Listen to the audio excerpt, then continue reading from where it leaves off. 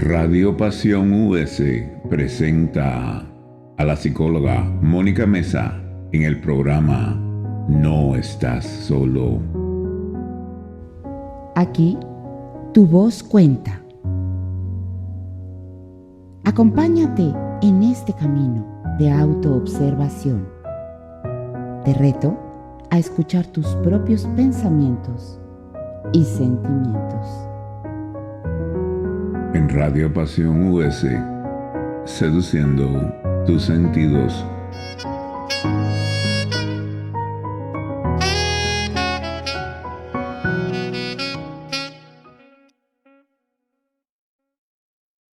Hola, bienvenidos a tu programa No Estás Solo.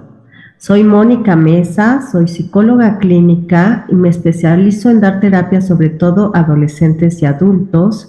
Doy terapia individual, pero también estoy especializada para dar terapia a parejas.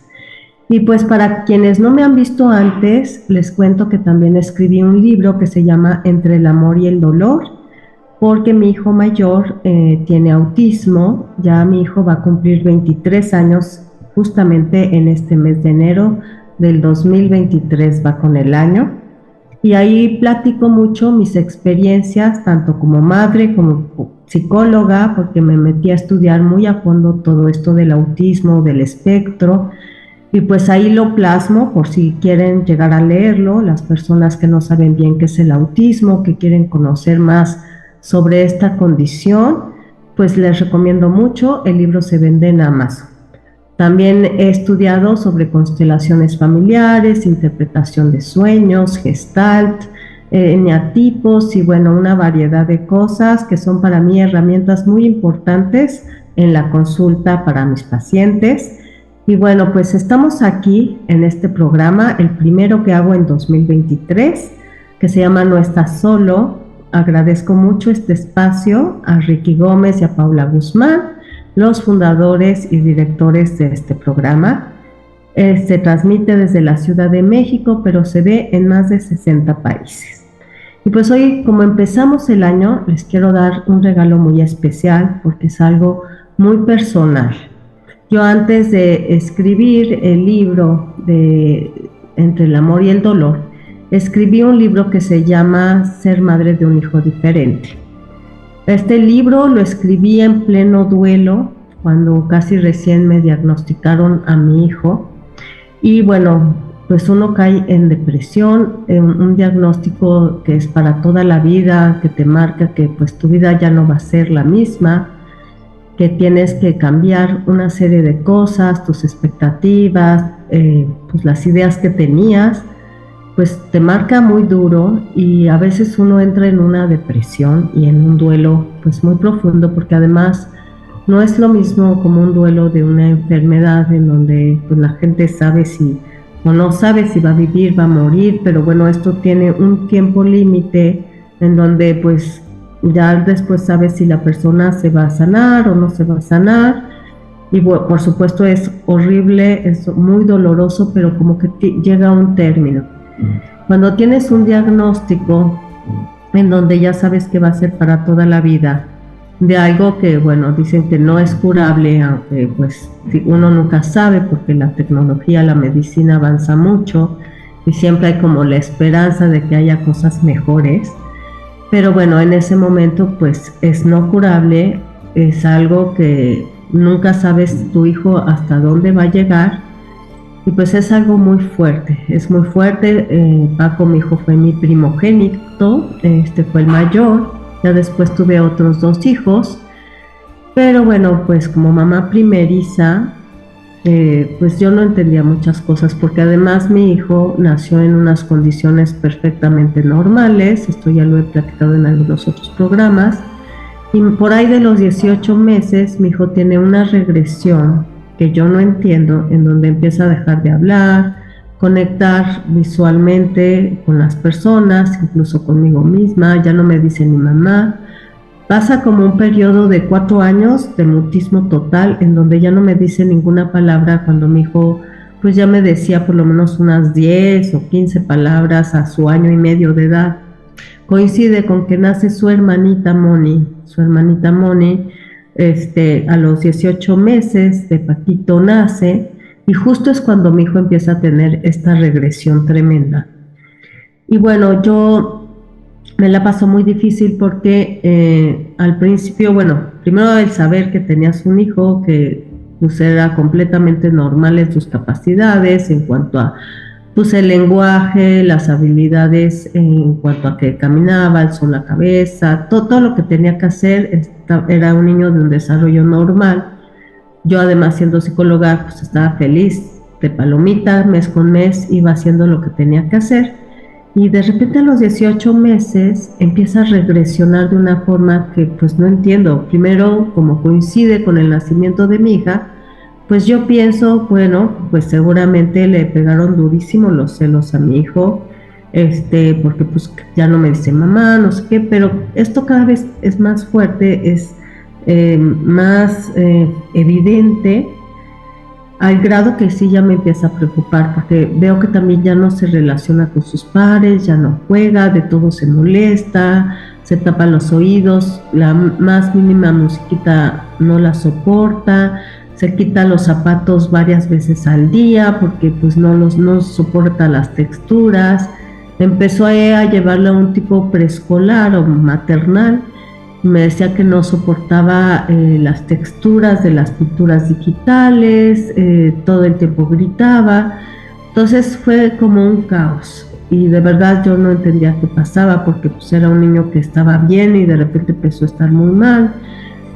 Yo empecé a poner mucha atención, empezamos a buscar mucha información, mi esposo y yo, por internet, por mis lados, porque yo veía que muchas de las cosas que hacía mi hijo eran rasgos evidentemente autistas, pero pues esto no me encajaba con su desarrollo, que fue perfectamente normal.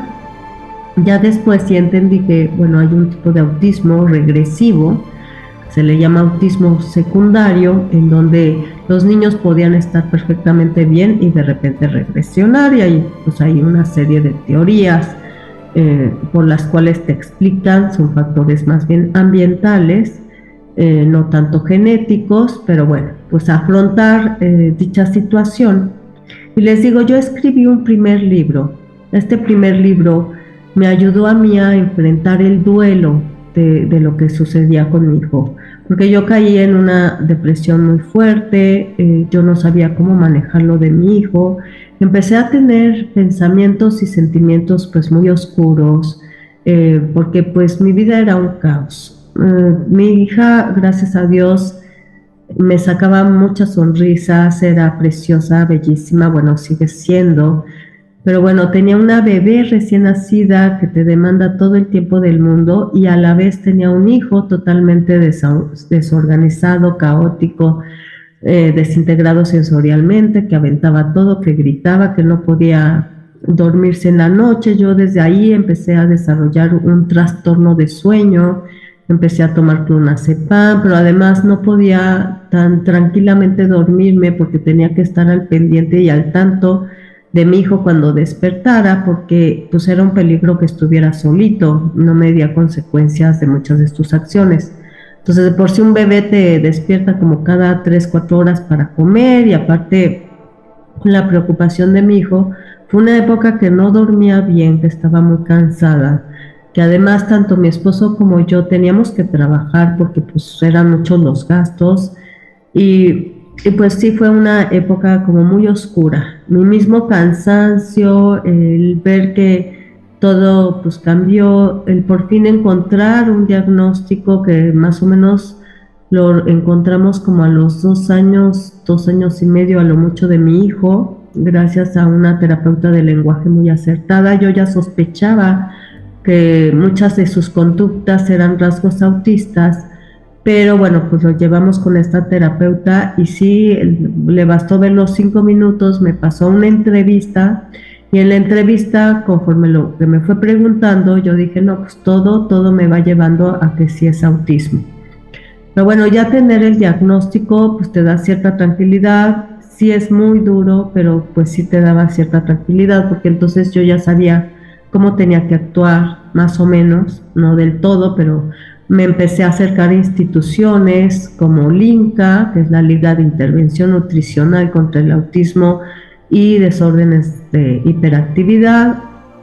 A Clima, que es la Clínica Mexicana de Autismo, ahí tomé mi diplomado en autismo y empecé a leer cuánto libro pude, ir a cuánto congreso pude, etcétera. Me informé muchísimo sobre esto, sobre cómo tratarlo, cómo empezar desde cero. La terapia al principio es sumamente conductual, simplemente para que mi hijo logre sentarse, para poner atención, para poder imitar todo lo que un bebé recién nacido hace con tanta facilidad, que es poner atención, imitar, sonreír cuando le sonríen, etcétera.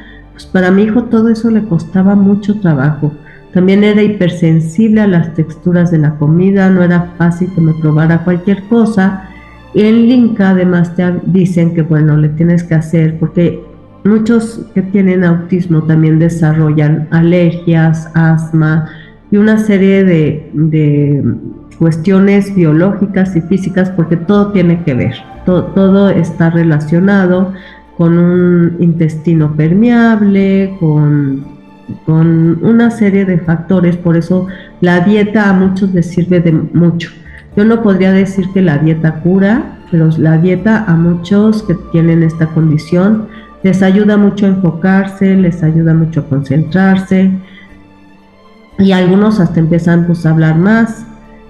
Pero la dieta también es muy dura, porque la dieta consiste en no darle lácteos ni derivados de la leche, que pues el yogur, la leche, a ver cuántas de las cosas que comemos no tienen leche, o sea, el pastel, los hotcakes, un chorro de cosas. Tenía que comprar una leche descafeinada, no era deslactosada o light que encuentras en todos lados, era una leche especial que venía de Estados Unidos, que era sin la proteína de la leche, descafeinada, muy difícil de encontrar, muy costosa. No podía tomar azúcar, tenía que tomar la stevia, pero la stevia no como la que te venden ahora, que 80% es otra cosa y muy poquito es de la planta de stevia o de la raíz de stevia, sino una stevia totalmente pura, que es una raíz que te endulza mucho, porque no podía tomar nada de azúcar, nada de colorantes, nada de saborizantes especiales, ni los embutidos, nada de enlatados, un chorro de cosas restringidos, y además de no lácteos, no harinas, porque también todo lo que eran harinas no lo podía comer, no embutidos. Tenía que hacerle un estudio de alergias, y en el estudio de alergias mi hijo salió con un chorro de alergias. Alergia al huevo, alergia al cacahuate, alergia a la maltodextrina, que la maltodextrina está en todos los cereales, o sea que otra cosa que no le podía dar. Bueno, tenía alergias a tantas cosas, independientemente de si al pasto cortado, al eucalipto, al polvo, a otras cosas, todas las alergias alimenticias que tenía. Y esto no lo sabe uno, porque mi hijo, pues no le salían ronchas o cosas que dijeras, ay, es alérgico al huevo. Salió hiperalérgico al huevo, pero pues no le salía nada. Sin embargo, se reía mucho. Después de comer ciertos alimentos, se reía muchísimo. Y la nutrióloga especializada en esto me decía, eso es como parte de las alergias, esas risas descontroladas que no se sabe de dónde vienen, tiene que ver con esas alergias. Entonces yo abría el refri, abría la alacena, y definitivamente yo no sabía qué le podía dar a mi hijo, qué le iba a dar de comer, porque pues no podía 800,000 cosas. Lo único que podía era maíz, pero por ejemplo las tostadas no podían ser estas tostadas que te venden muy ricas, que tienen el color amarillo, que es fatal, sino que tenían que ser unas tostadas muy sanas, y pues como estas de Sanísimo, este tipo de tostadas que son como muy naturales, frijol hecho en casa, arroz, y le podía poner tantito pollo o carne, algún tipo de estos alimentos, y yo en un topercito llevaba pues estas 4 cosas siempre: sus tostadas, su arroz, su pollito, carne, su frijol. Y a cualquier lugar donde fuera, pues le llevaba la misma comida, que era lo que sí podía comer. No podía tampoco jugos porque tenían mucha azúcar. Si acaso le daba un juguito súper diluido con agua, tenía que tomar mucha agua. Entonces, créanme que si era una pesadilla, no podíamos ir tan fácil a fiestas infantiles ni nada, porque pues ahí había todo lo que no podía comer, las frituras, los chetos, lleno de colorantes, de todo, no podía comer nada de eso, mucho menos el pastel que tenía todo, harina, huevo, azúcar, todo lo que no podía comer.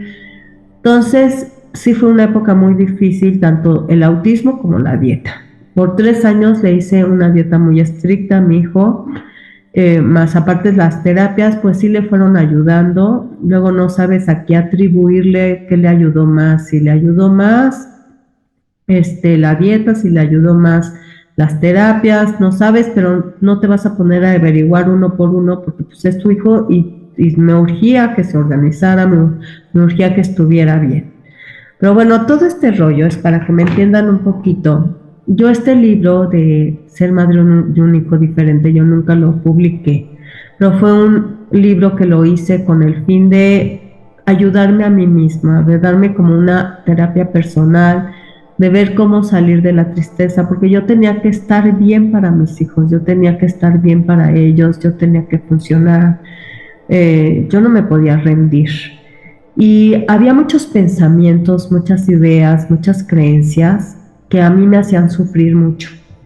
Cuando empiezas a comparar, por ejemplo, a tu hijo con los otros niños que están bien y los ves que aprenden con una facilidad maravillosa, pues como cualquier niño, que tienen una plasticidad cerebral increíble y aprenden maravilloso todo, hablan en un instante, caminan en un instante, todo lo imitan, todo, bueno, no se diga los niños genios que hay ahora que te tocan el piano impresionante a los 9 años. Y yo decía, híjole, y mi hijo ni siquiera habla, ¿no? O veía a las otras mamás que llevaban a sus hijos a la clase de natación y mientras el hijo estaba en la clase grupal de natación, ellas se podían ir a hacer su ejercicio y pues no era mi situación, yo me tenía que meter con él al agua y tratar de que, o sea, darle una atención súper personalizada, aunque estuviera en la clase grupal, yo meterme con él y a veces me golpeaba y a veces no se quería salir de la alberca y no se quería vestir y acabábamos pegándonos. Y cuando yo veía que pues para las demás mamás era todo tan fácil, tan sencillo, entonces empiezas a caer como en una depresión, en una comparación constante. Pero eso te empieza a cuestionarte la vida también y decir, bueno, ¿en cuántas cosas de mi vida yo también? ¿Cuánta gente pues, se compara en tantos ámbitos, ¿no? Yo en este ámbito pues era la salud de mi hijo, era su condición especial, el saber que iba a depender de mí para toda la vida, pero pues cuántas cosas no nos comparamos con otros, ¿no? Porque ya sea la condición económica, ya sea en la belleza, ya sea en que pues el otro viaja y yo no, ya sea, híjole, qué suerte tienen ellos que, no sé, pudieron tener hijos, yo no puedo tener hijos, o mira, encontró una muy linda pareja, en cambio mi marido pues no me resultó tan bien, o viceversa. Hay tantas cosas en las que nos podemos comparar y sufrir, ¿no? Los seres humanos. Entonces una de las cosas que me propuse es, pues no debo de compararme, tengo que hacer un gran esfuerzo por decir, esta es mi vida, esto es lo que me tocó, no me debo de comparar, debo de agradecer mucho lo bueno que sí tengo, porque tenía cosas muy buenas. Para empezar, mi hija preciosa también, que había nacido, tuve la fortuna de ser madre, que me moría de ser madre, y pues tenía a mi chiquito y a mi hija. Mi chiquito, pues básicamente también lo amo y lo adoro, pero era un reto, era un chiquito con un reto, y que fue y sigue siendo para mí un maestro, con el que tengo que aprender muchas cosas, pero bueno, en ese momento ves a veces más las limitaciones que pues los retos, las cosas buenas, porque realmente es muy pesado, estás viviendo una situación muy difícil, muy pesada, todavía no puedes llegar a ver la luz. Pero entonces esa era la primera cosa, no comparar, comparar con él mismo, ¿no? Lo que él había logrado, cualquier logro de él para mí era wow, su primera palabra después del mutismo total, fue wow para todos, o sea, era fiesta en la casa y luego ya que empezó a decir más cosas, cuando se lograba conectar con alguien, cuando lograba jugar, cuando ya obedecía ciertas órdenes muy sencillas, todo era para mí maravilloso porque nos costaba sangre, sudor y lágrimas, o sea, realmente que aprendiera cualquier cosa, simplemente el cortarse el cabello, porque le dolía que le cortaran el cabello, las uñas, de lograr que se cortara el cabello poco a poquito, casi fue de un mechoncito en un mechoncito, cada día diferente, era un mechoncito porque tenía una hipersensibilidad, hasta que logramos, con una terapeuta bellísima que tenía en ese momento, que cortara bien el cabello ya totalmente, pero fue poco a poquito por aproximaciones sucesivas. Y también así el cortarse las uñas, también para él pues era muy difícil, o sea, le dolía y todo, entonces todo era un reto con mi hijo Paco. Pero también tenía esta bebé preciosa, que era mi hija Moni, sonriente, súper simpática. De ella me agarraba muchísimo esos lindos momentos que tenía con ella, de vestirla, de bañarla, de ver lo graciosa que era. Tenía mucho miedo porque si mi hijo desarrolló el autismo a los 18 meses, estaba muy atenta a mi hija, porque también tenía un desarrollo normal, con mucho miedo de que algo a sus 18 meses pudiera pasar, se pudiera voltear. En la Liga de Intervención de Nutrición contra el Autismo y la Hiperactividad, como mi hija de repente empezaba a pegarse en la cabeza, me recomendaron hacerle a nivel preventivo la misma dieta que mi hijo. Entonces mi hija también no tomó lácteos, no tomó harinas, no tomó muchas cosas, azúcares. Las verduras le parecían deliciosas porque era lo más dulce que conocía. Le encanta el brócoli, le encantan cosas que los niños para nada sería su prioridad, pero para ella pues les sabía dulce. Otra cosa que es buenísima es el betabel porque es antimicótico, el mantailongo que está en el intestino y que produce tantos problemas, entonces les daba muchísimo betabel y a mi hija le encantaba. Y bueno, como la verdad es que ella estaba muy chiquita, empezaba a probar sabores, pues no le afectó mucho el empezar con este tipo de dieta. Sí le di leche materna como por 6 meses, que es muy buena, con esa leche no teníamos ningún problema.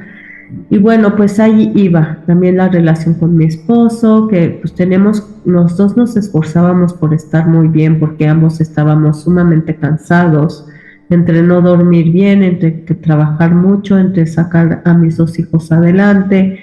Llega un momento en que la tensión, el estrés, el cansancio es el que te hace pelear, no la falta de cariño, porque nos queremos muchísimo, siempre nos quisimos muchísimo y siempre hemos hecho un equipo para sacar todos adelante, pero somos humanos y cuando uno está cansado, cuando uno esté triste, cuando uno no ve esperanza, el otro es el que tiene que levantarlo. Y sí, así eran como turnos, a veces él me levantaba, a veces yo lo levantaba, y era animar al otro y ándale, vamos a seguir adelante, porque pues al final la esperanza es lo último que muere, la esperanza es algo bien importante, a la vez la esperanza es algo que a veces no queremos tener, porque duele cada decepción. Cuando tienes un hijo así, pasas por 20,000 tipos de tratamientos, por 20,000 tipos de situaciones, y cada tratamiento al que le apuestas, pues es como a encender una velita de esperanza. Y al principio estás pues muy alentado, muy contento, con todas las esperanzas puestas ahí. A veces tardas 2, 3 años en cada tratamiento. Pero ¿qué pasa cuando pasa el tiempo, le inviertes muchísimo esfuerzo, muchísimo dinero, todo, y de repente ves que pues realmente no hay cambio alguno o hasta tu hijo se pone peor? Entonces, el llegar a decidir, no, pues sabes que ni modo, hay que, ya tenemos que ver que pues este tratamiento no fue, dejarlo en paz y pues ni modo, o sea, el terminar algo que sabes que no está sirviendo, pues también es un duelo que tienes que pasar, pero pues es importante darte cuenta cuando algo ya de verdad pues a lo mejor fue un negocio o simplemente a tu hijo no le sirvió, a lo mejor a otras personas sí, pero a tu hijo no. Y pues tomar la decisión de dejarlo es muy duro, y el volver a retomar, abrir tu corazón, a decir, pues aún así voy a seguir adelante, y si llega otra cosa que veo que le pueda servir, adelante, la voy a probar. Eso es de valientes, la verdad, tener esperanza, porque se te parte el corazón muy feo cada vez que hay algo que te decepciona o en donde sientes que te vieron la cara, porque sí pasa eso. Tristemente hay mucha gente que lucra con pues el dolor ajeno, y hay tratamientos que sí fue mucho dinero el que invertimos y la verdad es que no pasó nada. Lo que nos decían los doctores para nada sucedió. Entonces sí te vas decepcionando mucho y vas pues tapando tu corazón y empiezas a ser sumamente cauteloso, y llega un momento en que dices, bueno, pues ya dejemos las cosas así, dejemos de buscar y todo, porque verdaderamente duele, verdaderamente pues es decepcionante. Pero pues nunca la hemos perdido. La última cosa que descubrimos fue la terapia RPM. Hace un año empezamos, y agradezco tanto a Dios porque mi hijo a través de un tablero se está comunicando y me da respuestas sensacionales. Ya no solamente es salir sí, quesadilla, dormir, doctor, porque te expresa cosas como con monosílabas, con una palabra, una frase muy cortita. Pero con esta terapia de RPM, por medio del tablero que une letras, mi hijo se concentra, porque de alguna manera la teoría de esta terapia es que ellos tienen como los impulsos muy rápidos, cerebrales, y entonces lo que tienen que hacer es ralentizar estos impulsos, que a veces pueden tener 2 o 3 ideas hasta el mismo tiempo. Entonces es ralentizar estos impulsos al tenerlos que obligar a unir las letras para decirte algo, y eso logra que ellos se concentren y te puedan decir la idea. Entonces mi hijo ha respondido cosas impresionantes. Les voy a poner un ejemplo. Alguna vez le contaron la historia a su terapeuta de la primera que hizo un coche. Era una inventora muy buena y todo. Entonces le explica toda la historia. Primero son preguntas como muy cerradas y poco a poquito le van haciendo preguntas más abiertas. Pues al final le dicen a Paco, bueno Paco, y si tú fueras inventor, ¿tú qué inventarías? Y mi hijo, así uniendo las letras del tablero, dijo, yo reuniría a los mejores inventores del mundo y les pediría que hicieran un tablero o una computadora en donde mis amigos pudieran expresar lo que sienten. Y respuestas de este tipo que de verdad me sacan lágrimas, porque digo, wow, entiende todo, mi hijo, ahí tiene todo. No porque sean no verbales es que no entiendan o que no piensen. A veces, y fíjense, yo leí un libro que se llama Aido in Autism Land, en la isla del autismo, está en inglés, pero creo que lo iban a hacer ya en español, que justo es un chico no verbal que a los 13 años escribe un libro en donde agradece profundamente esta terapia RPM, porque cuenta toda su experiencia. A él lo creían con una discapacidad mental, y cuando empiezan a hacerle esta terapia con RPM, él empieza a hablar y a decir todo lo que piensa, todo lo que siente.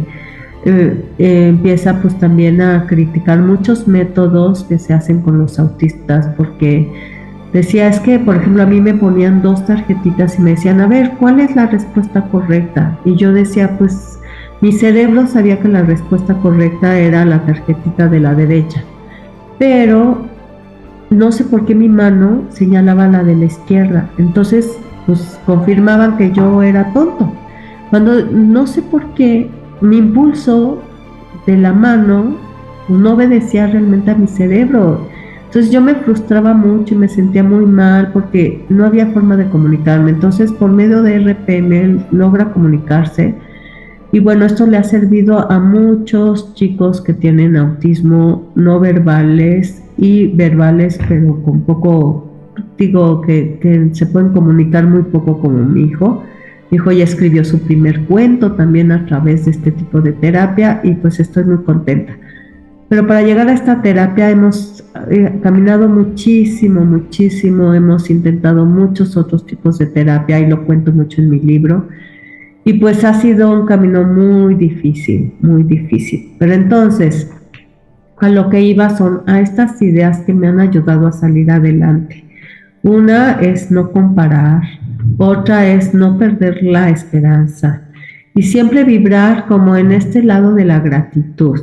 Cuando uno ve todo lo que sí tiene y no lo que no tiene, por ejemplo, yo veo, híjole, gracias a Dios mi esposo nunca ni a mí nos ha faltado el trabajo, entonces siempre hemos tenido para pagar un techo, la comida, a quien me ayuda, por ejemplo, en la casa.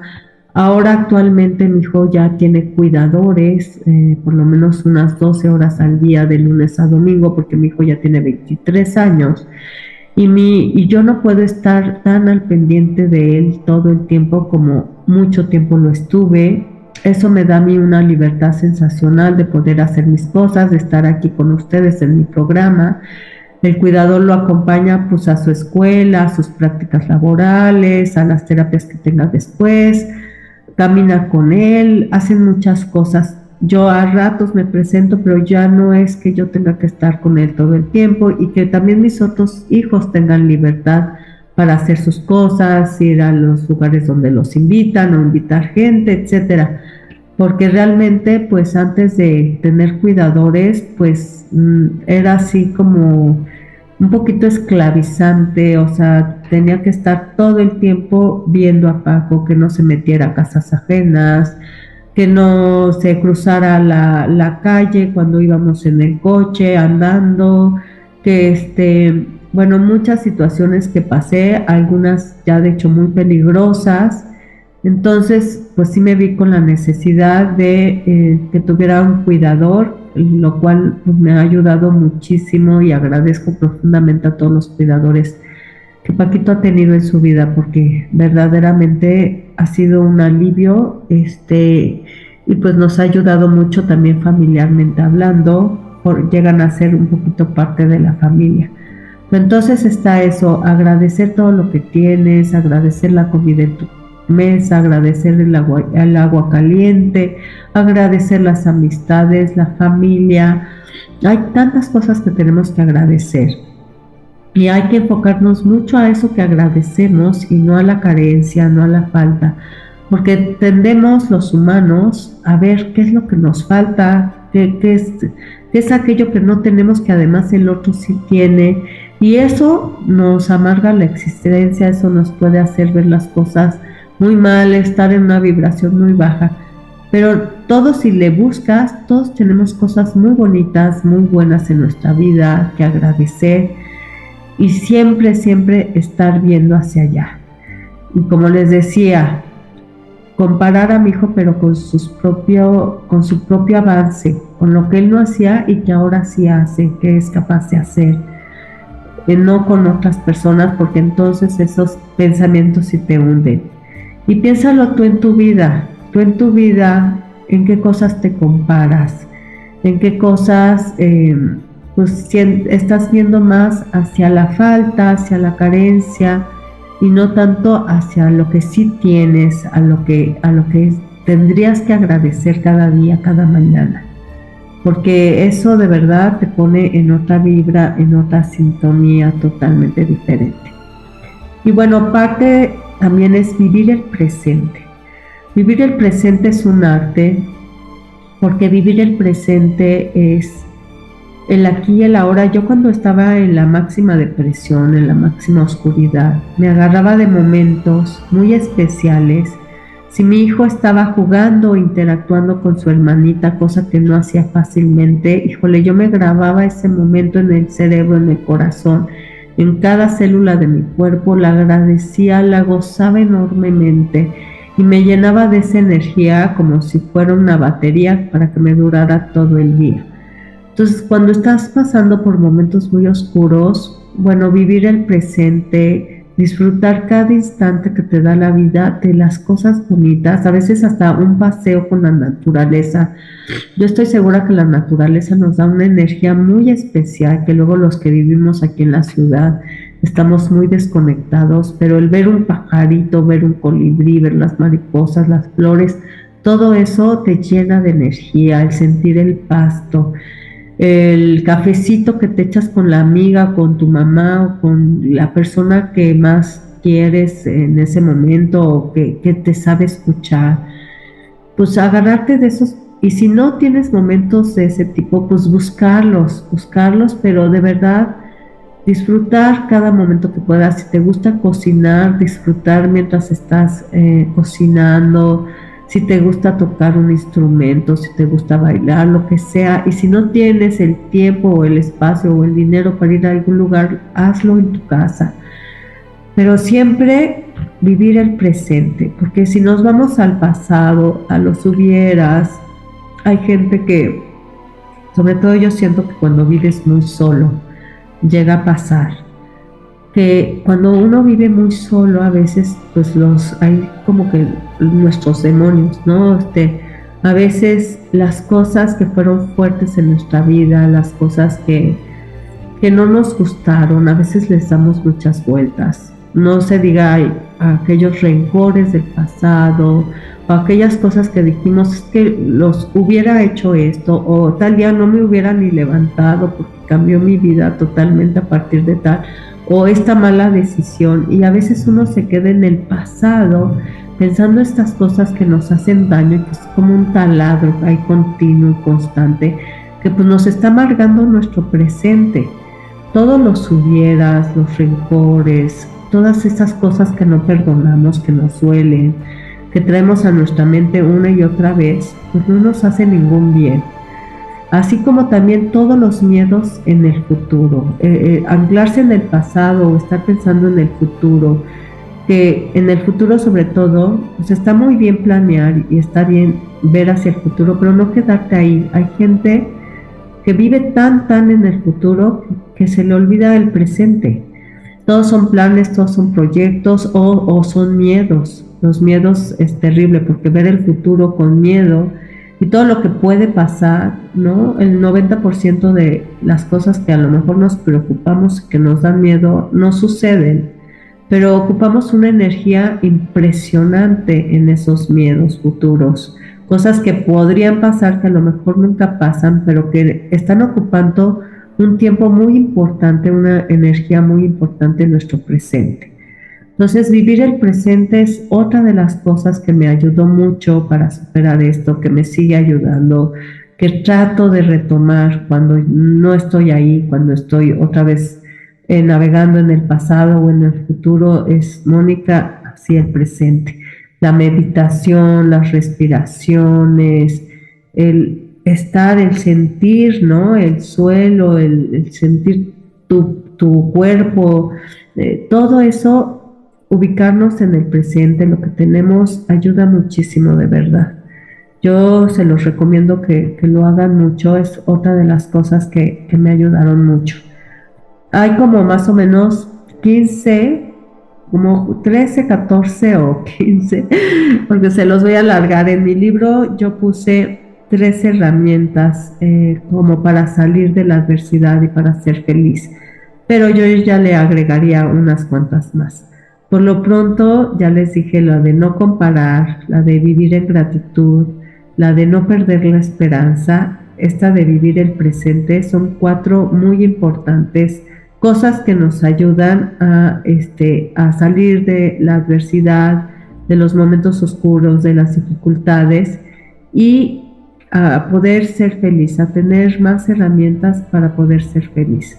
Lo contrario de no vivir el presente es estar viviendo en el pasado y en el futuro, con preocupaciones, con rencores, con miedos, con todas estas cosas que pues no nos hacen ningún bien.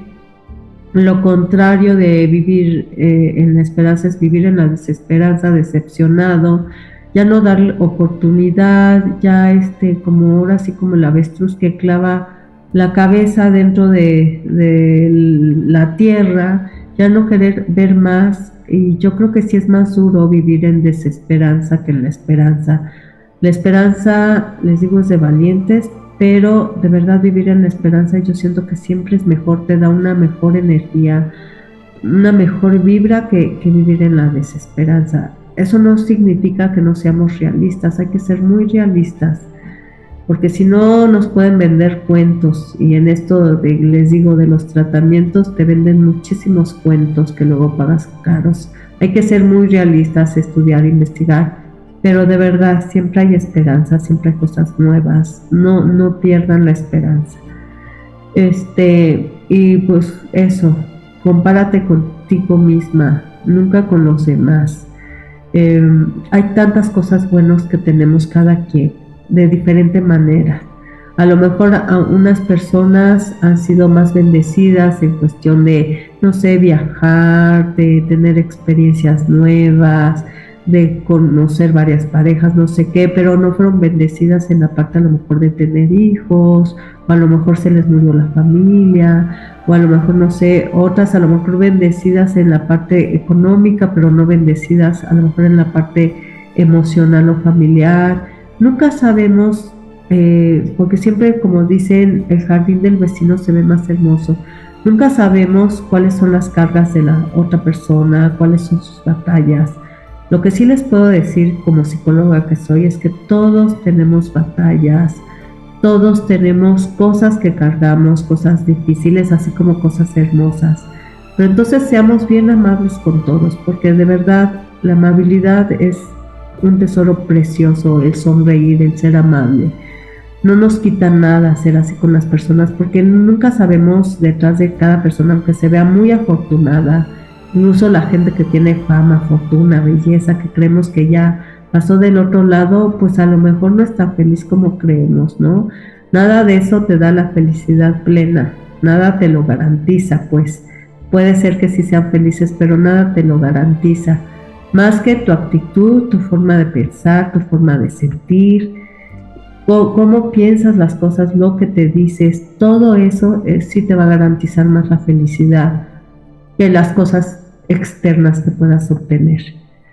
Entonces, acabo con un último. Van a ser 2 o 3 programas seguidos porque son varias herramientas para la felicidad. El otro es ayudarte del sentido del humor. El sentido del humor es maravilloso. Yo pienso mucho en Robin Williams, que su película de Patch Adams, que pues era basado en la vida real, de una persona que iba al hospital de niños con cáncer y los hacía reír porque los niños producen endorfinas. Todos cuando somos felices producimos endorfinas.